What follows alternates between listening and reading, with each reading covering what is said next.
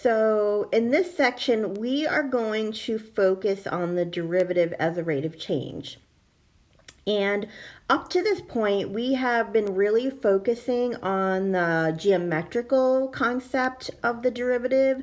So we're looking at it geometrically, where the derivative is the slope of the tangent line at a specific point on the curve that we're taking the derivative of. And we can find that by finding the limit of the slope of the secant lines as the 2 points get closer and closer to 0, and that change in x gets smaller and smaller and smaller. So now we're going to focus on the physical interpretation of the derivative, where we're looking at it as a rate of change. So we have some business applications and physical applications and some population applications that we're going to practice with.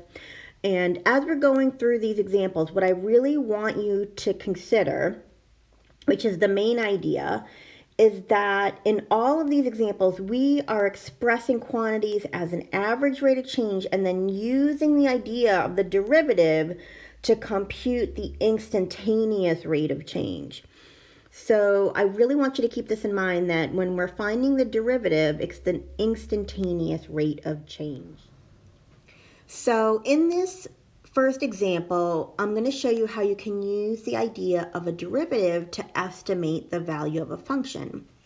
If you recall, the definition for the derivative of function is this. This is one of the definitions. Remember, there was a couple you could use. And this just represents, we're going to write this as f of x. And this represents the change in y over the change in x as that value of h, which is the distance between the x values, gets smaller and smaller and smaller. So we can approximate the derivative. If h is really small, instead of taking the limit, we can just make this an approximation. If h is really small and close to 0, we can say that the derivative is approximately the difference in the y's over the difference in the x's. If, again, I want to stress this, if h is reasonably small. So if we take this approximation where we have the derivative of x is approximately f of x plus h minus f of x over h, if we resolve that for f of x plus h, what we're going to get is f of x plus the derivative at that point x times the difference in our x's, which is our h.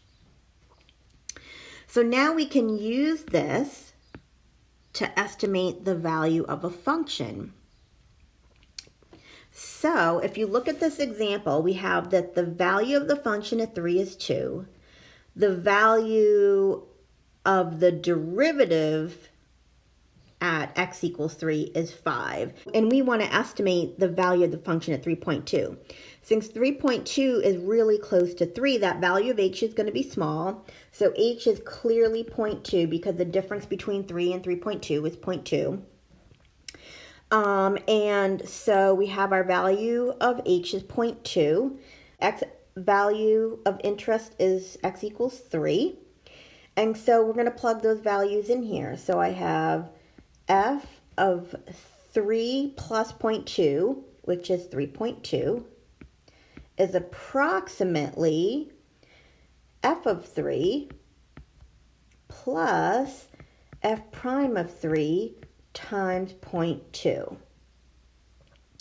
So f of 3.2 is going to be approximately f of 3, which is 2, that's given in the problem, plus f prime of 3, which is given in the problem, which is 5, times 0.2.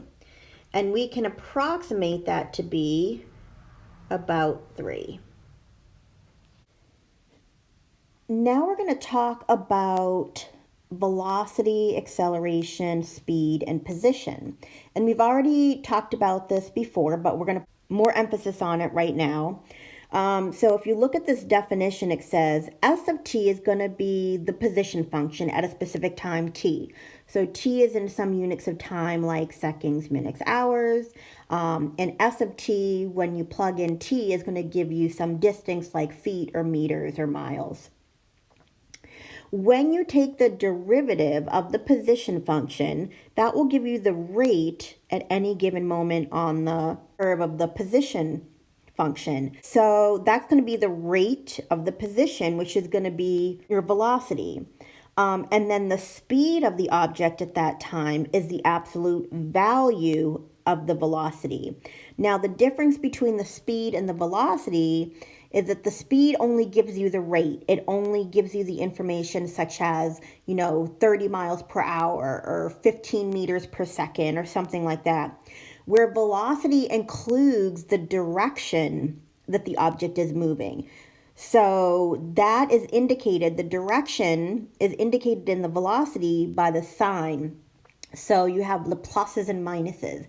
And so the plus or minus gives you and indicates the direction that the object is moving. With speed, it's only giving you the rate. Now, the acceleration of an object is the rate of change of the velocity, which is acceleration.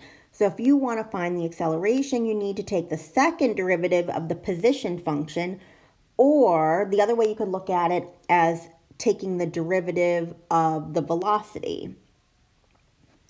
So let's go through this next example where it says comparing instantaneous velocity and average velocity.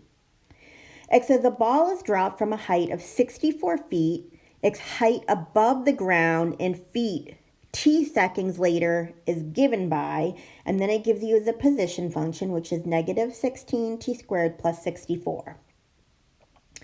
Now, part A says, what is the instantaneous velocity of the ball when it hits the ground? So we need to find the velocity, which is the derivative of the position function, and then plug in the time that it hits the ground. So to find the velocity,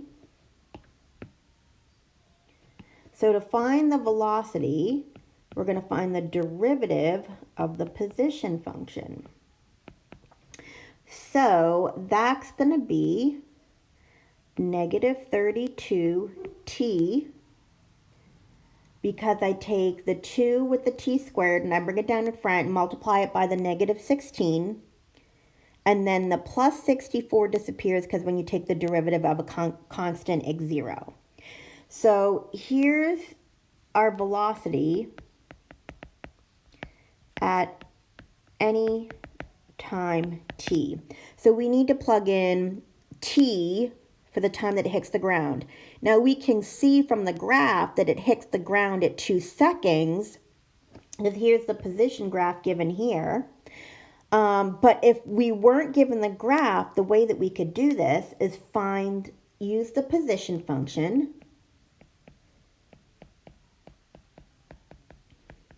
And since the position function gives us the feet off the ground at any given moment, I would just set it equal to 0 and solve for t. And what would end up happening is I would get t is plus or minus 2. Now the negative 2 doesn't make sense. We don't want to talk about negative 2 seconds, so we would use the positive 2. So if we didn't have this graph to verify and get the information from, that is how we want to find the time when the ball hits the ground. So now we want to find the velocity at 2 seconds so that we can find what the velocity was when the ball hit the ground.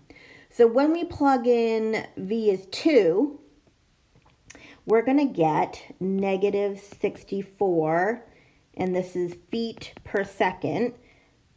The units for the distance given in the problem was feet, and the units in time was seconds, so our velocity is going to be feet per second. Now, the negative indicates the downward direction. So Take the absolute value of the velocity, which is just 64, that would give me just the rate. So the speed would be considered 64 feet per second, where the velocity is considered negative 64 feet per second. Now, part B says, what is the average velocity during the fall? So the average velocity during the fall is not just velocity when it hits the ground, but it's the overall velocity from when it starts up here and is dropped to when it hits the ground. So we're trying to find the rate of change of the secant line now between those 2 points. What's the slope of the line that passes through those 2 points from start to finish? So we're going to find the change in the y value over the change in the x value. So the change in the y value would be s of 2 seconds minus s of 0 seconds. So that gives me the y distance, the change in y.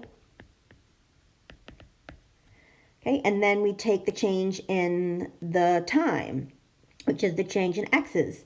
So 2 minus 0 seconds. So this is the change in x, which is the time. And when I do that, I get negative 32 feet per second. So this tells me overall, on average, the velocity is negative 32 feet per second. If I asked for the speed, I would say just 32 feet per second because the speed doesn't include the direction.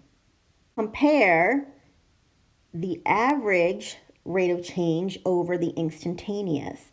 So the average rate of change is over that whole time interval, versus the instantaneous rate of change. What is the velocity at this exact moment at t equals 2 seconds? In this example here, we're going to interpret the relationship between the velocity and the acceleration. So I'm going to make a little chart here for you. When the velocity and acceleration is the same sign, then that means the object is speeding up.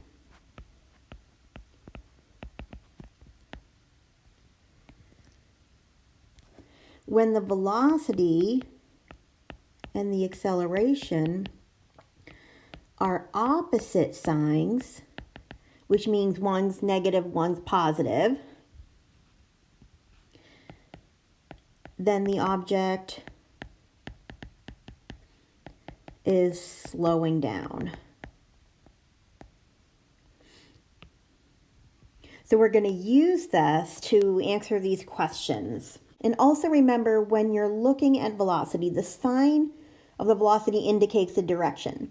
And positive doesn't always necessarily mean up or to the right, although most of the time it does, but it's the way that the problem defines the initial velocity. So if you look at this problem here, it says a particle moves along a coordinate axis in the positive direction, meaning to the right. So the particle is moving left to right. This is how it's starting off. So if we have a negative velocity, that means it's changed direction. It doesn't mean necessarily that it's going to the left. If we defined the particle at the beginning as going right to left, the negative would just mean it's switched direction, which means it's going to the right. So you really have to pay attention to the wording. So in this problem, it says they're defining the initial velocity is going from left to right. So if the position at time t is given by the position function t to the third minus 4t plus 2, I'm going to find the velocity at 1 and the acceleration at t equals 1. Now it doesn't state what the units are, so just keep in mind that t represents some kind of unit of time. Okay, now is the particle moving from left to right or from right to left at time equals 1? So let's go ahead and find the velocity function by taking the derivative of the position function. So using our shortcuts and using the power rule, we're going to take the 3 down in front. So that's going to be 3t, and then we're going to drop the exponent by 1, so that's going to be 3t squared. And then when I take the derivative of minus 4t, that's minus 4. And then the plus 2 is a constant, so that disappears. So the velocity function is going to be 3t squared minus 4. Now, if I find the velocity at t equals 1, and I plug in 1, that's going to give me a, let's see, 3 times 1 squared minus 4. That's going to give me a negative 1. So because it switched direction, that negative indicates a direction change. So the question is asking, is it moving left to right or from right to left? Well, originally, the question stated that the particle was moving in the positive direction, so left to right. When we have a direction change, that now means we're moving right to left at t equals 1. Now, if I plug in, I'm just going to make up a number, if I plug in t equals 7 or something like that, and the velocity comes out positive, then it's going to move back in the original direction that the particle was moving. Okay, now part B says, is the particle speeding up or slowing down? Okay, so we need to find the acceleration at t equals 1 so we can compare the signs. Because with using this chart that I gave you, right, if the velocity and the acceleration is the same sign, that means they're both, the acceleration and the velocity is moving in the same direction, so it's got to be speeding up. Now, if the velocity and the acceleration are moving in opposite directions, then the object is going to be slowing down. So let's find the acceleration, which is the derivative of the velocity. When I find the derivative of the velocity, I get 6t, because I'm taking the derivative of 3t squared minus 4. I bring the 2 down in front, that gives me 6t, and I take the 2 and decrease it by 1, so that gives me t to the first, and the minus 4 disappears because that's the derivative of a constant. Now, if I plug in t is 1, I get positive 6. So you notice that the acceleration is positive at t equals 1, and the velocity is negative, which means they're at t equals 1, which means they're moving in opposite directions, which means the object has to be slowing down. In this example, we're going to use velocity to analyze how a particle moves. So it gives the information the particle is moving along a coordinate axis and is given by, and then it gives the position function, t to the third minus 9 squared plus 24t plus 4.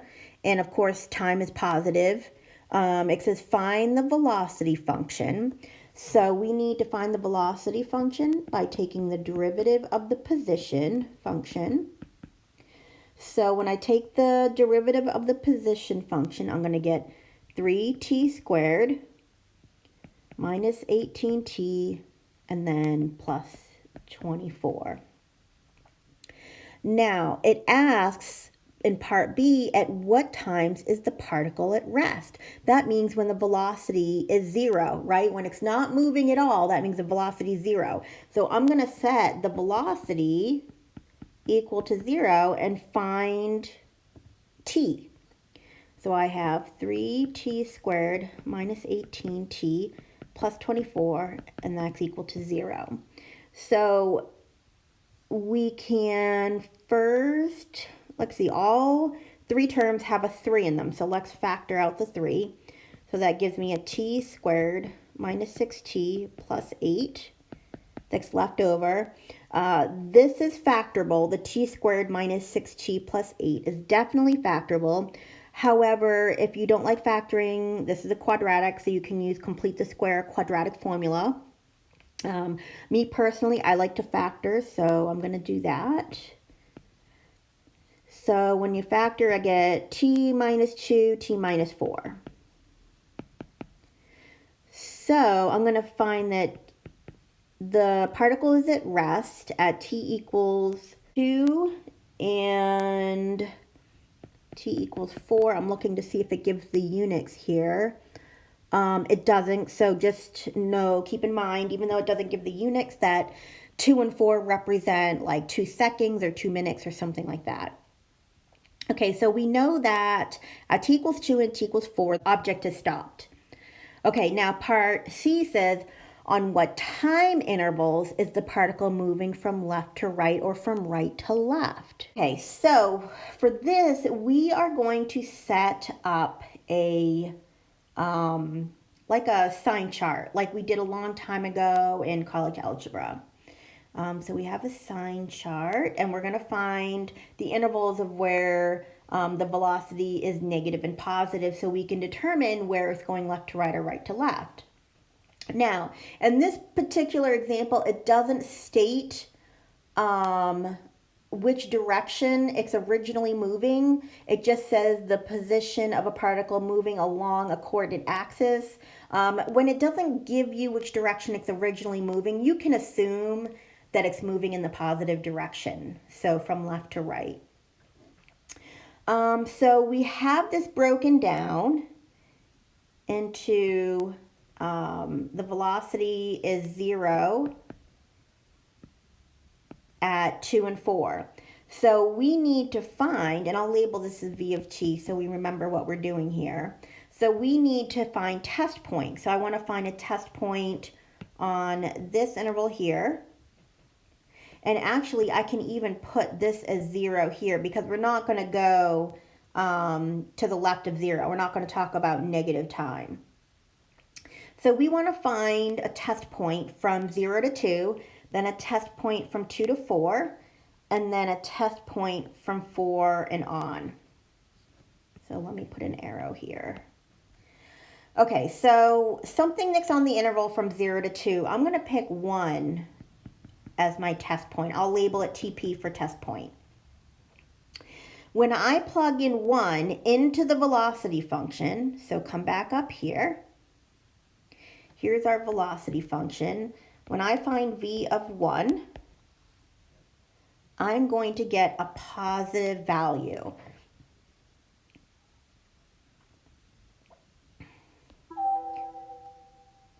So that means on this interval from 0 to 2, the velocity is positive. Now I'm going to pick a test point from 2 to 4. I'll pick t is equal to 3. It doesn't have to be an integer. You can pick 2.3 if you want. You can pick 3.5 if you want. It doesn't matter. As long as it's something between 2 and 4, it doesn't matter. Okay, now I'm going to label t equals 3 as my test point. I'm going to come up here. I'm going to plug in and find v of 3. And when I plug 3 in, I'm going to get 3 squared, which is 9. 9 times 3, which is 27. I'm going to go ahead and plug in my value of t is 3. And when I do that, I'm going to end up getting a negative number for v of 3. So when I look at my sign chart, I'm going to get a negative value between 2 and 4. So the velocity between 2 seconds and 4 seconds is negative. Now, the last interval that we have to check, I'm going to pick something on 4 to infinity on that interval. So I'm going to pick t is 5. That's going to be my test point. So I'm going to come up. Sorry for the back and forth. I couldn't fit it on one page. So I have v of 5. When I plug that in, I take 5, plug it in for t squared. I get 25 times 3. And I go through that process of finding the value of the function at 5. And I'm going to get a positive number. So on the interval from 4 to infinity, I get that the velocity is positive. So what this tells me is on the interval where it's positive, from 0 to 2, the object is moving left to right. It's going in the positive direction. And then on the interval from 2 to 4, it's negative. So that means it changes direction and it moves right to left, or in the negative direction or in the left direction. And then it switches directions one more time. On the interval from 4 to infinity, we have the direction that it's moving is left to right in the positive direction. So you can use a sign chart to figure out the way that the particle is moving just by analyzing the velocity. So in part D, it says we're going to use the previous information that we found to sketch the path of the particle along the coordinate axis. So before we can sketch the graph of the particle, we need to know its position when it started moving. So at t equals 0, and then t equals 2 and t equals 4,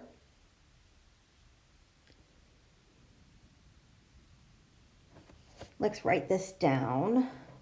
So the position at t equals 0 is 4. The position at s equals 2 is 24. So I'm plugging these values into the position function. And then the position at s equals 4 is going to be 20.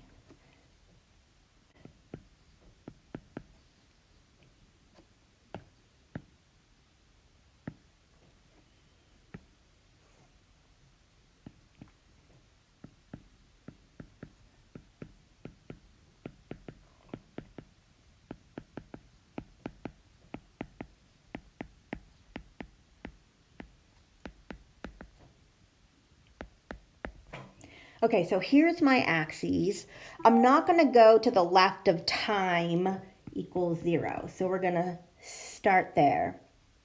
Now, this represents the position of the function, how the particle is moving. So at the starting point, at t equals 0, the position of the particle is at 4. So we're going to start here. And it's moving, if you notice, if you look at our sign chart, between 0 and 2 units of time, whatever it is, seconds, minutes, it's moving left to right. And it stops, this tells us where it stops. It stops at 24. So it's moving left to right, and it stops at 24. That's where the velocity is 0, right? This is s of 2, but this is also v of 2 where it stops. This is s of 0 and this is v of 0. So now at 2 it changes direction. So if you notice between 2 and 4, the particle changes direction, so it's going to turn around, but the position at 4 is at 20. So it's going to stop here,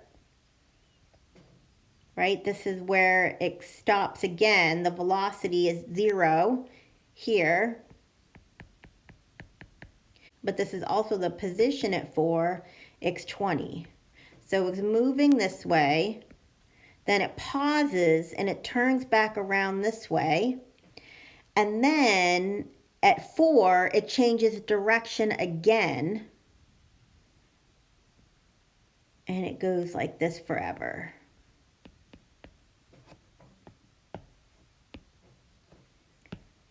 And it continues in the left to right position again. So let me mark these places in blue here. This and this indicates like a turning point where the particle pauses for just a moment, and then turns direction. In this example, we are going to estimate a population using the trick we used in, I believe it was the first example. Recall that the limit as h approaches 0 of f of x plus h minus f of x all over h, that's a derivative of f by definition. And recall in the first example, we took out the limit as h goes to 0, and we said, well, if h is small enough, we can approximate the derivative by making sure that the difference between the x's is relatively small. And then what we did is we solved that for f of x plus h. And we said that f of x plus h would be approximately f of x plus f prime of x times h. Now we're going to use this idea to estimate a population. So the question says that the population of a city is tripling every 5 years.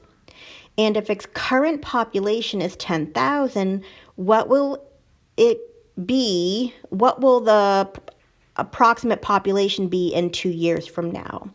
So we're going to call the population function p of t. So t is in time and p is the population. So using this notation, we're going to find p of t plus h as an approximation of p of t plus p prime of t times h. We're going to use this. It's basically the same thing as this. We're just using different notation because we have a different name of the function and we're using t instead of x. So reading the information that's given to us in the problem, it says that the current population is 10,000. So we're going to label this as p of 0 is equal to 10. And we're going to write this in thousands so we don't have to carry the zeros with us. So the initial value at t equals 0, the population is 10,000. We also know that every 5 years, the population triples. So we also know that p of 5 is going to be 30,000. Now we're going to write it at 30 because this is in thousands.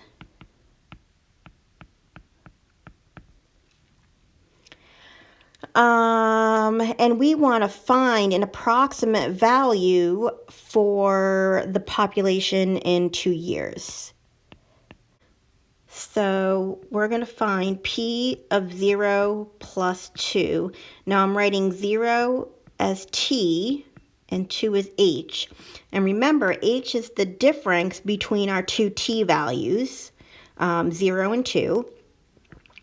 And so this is going to be p of 0 plus the derivative x0 times h, which is 2.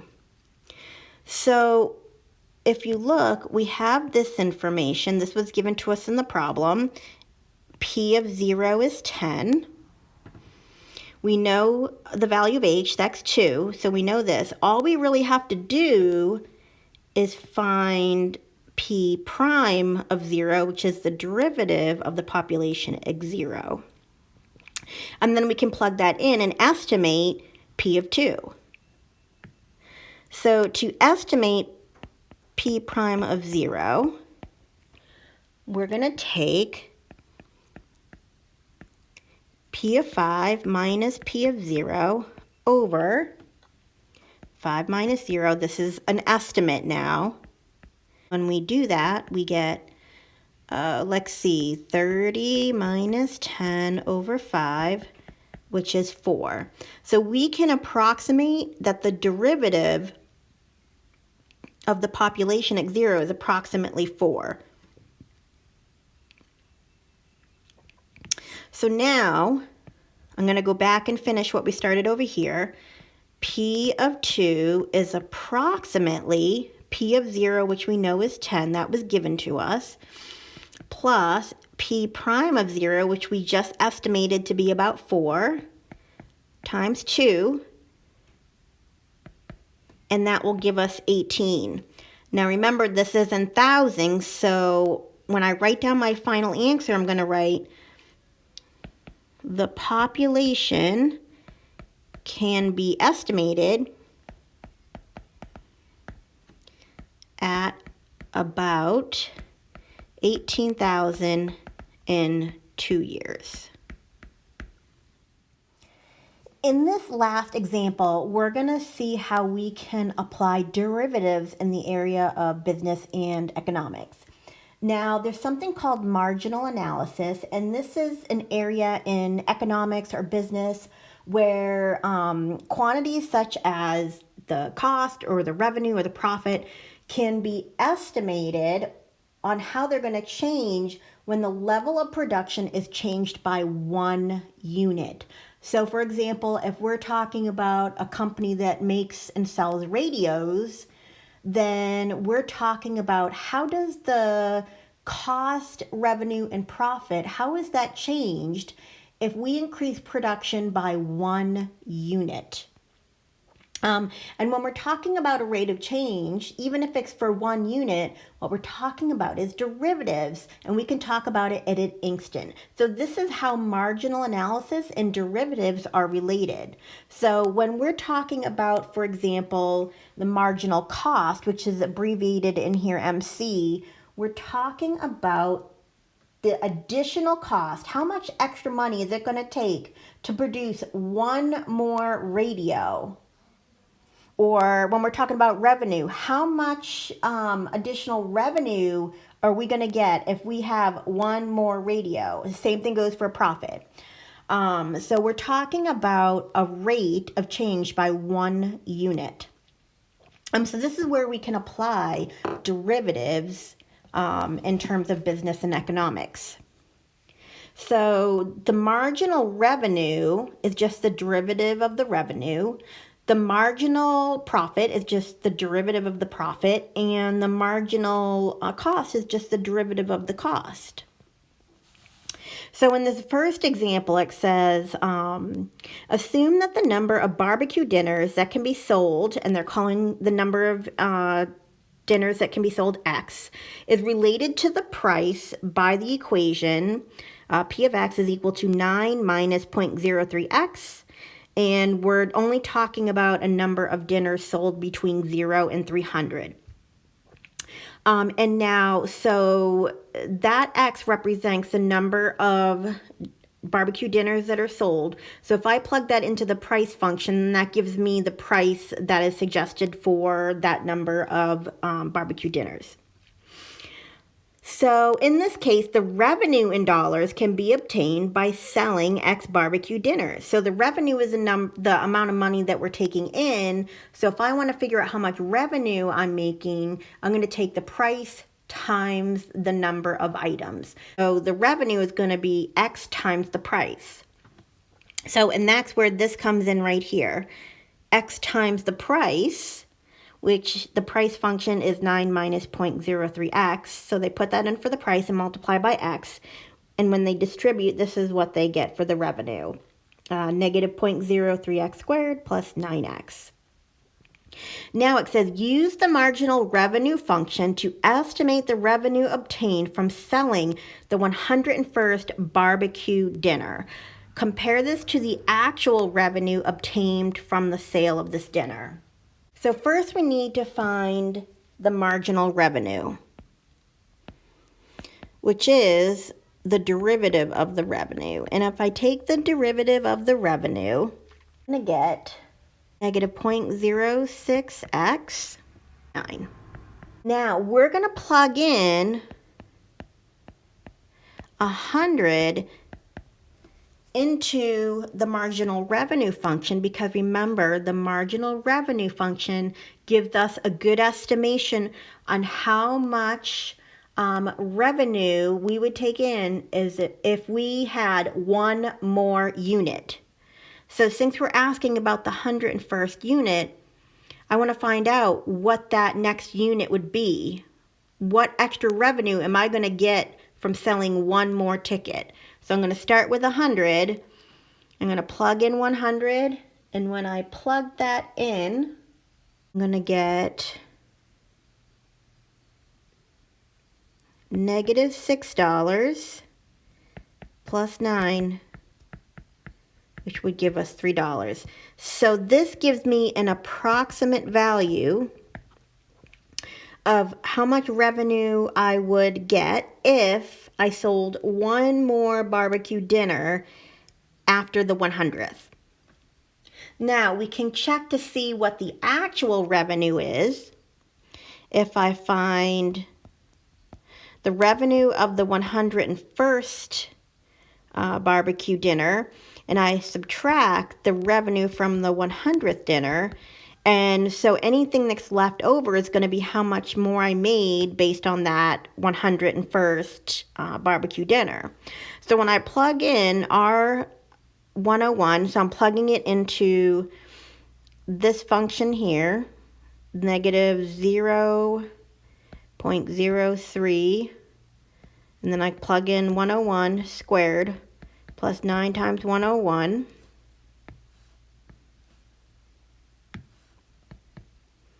And then I'm going to subtract negative 0.03 100 squared plus 9 times 100. When I do this, this amount here, R of 101, is going to give me 602.97, $602.97. And then I'm going to subtract revenue for 100 barbecue dinners, and that's going to give me 600. And so when I subtract, I'm going to get $2.97. So the actual revenue obtained from the sale of the 101st dinner is $2.97, where we approximated it using the marginal revenue as $3. So as you can see, it's a pretty good approximation.